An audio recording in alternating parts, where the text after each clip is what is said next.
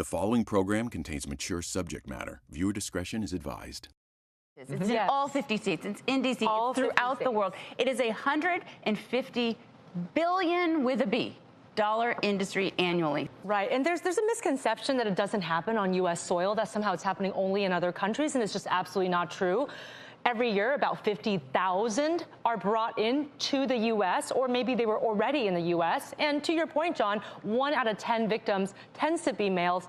We don't even really know the numbers, though, because as both of you guys have experienced, there's a lot of stigma around talking about it. Yep. Not even know that you're a part of it until you really successfully emerge from it. And that's what I want to talk to both of you about. Anna, what helped you to get through this? I got a lot of my healing through counseling.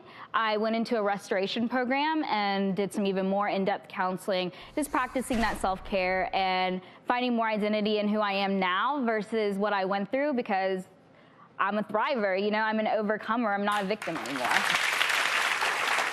John, what have you done, especially for other men who might be victims? How have you gone through it for yourself, and what have you heard when you've interacted with other victims?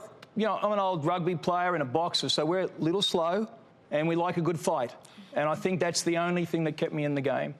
And through the process, I actually started to write a bunch of poetry and post it anonymously just for my own purging, trying to reconcile this stuff. But the response I started to get back from men and spouses of men who were abused, and all of a sudden we end up with these people that we're trying to help, and I wasn't interested. I was just doing stuff, you know. I went from left brain to right brain, and here I am, you know, gazing at stars and writing poetry.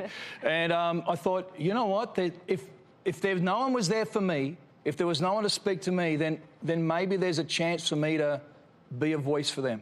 Well, I love that the two of you represent that you can survive, you can recover.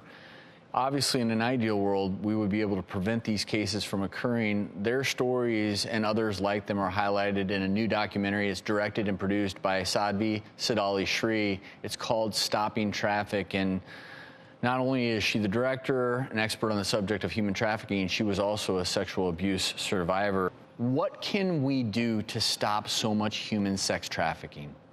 Well, first and foremost, I think it comes down to education.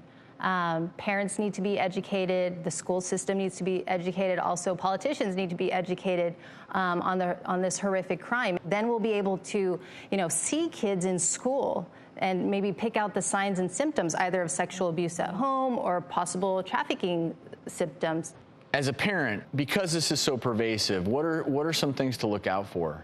You can't profile them in the sense that they are across all different races, they're both genders, different ages. It doesn't matter if you're rich or you're poor.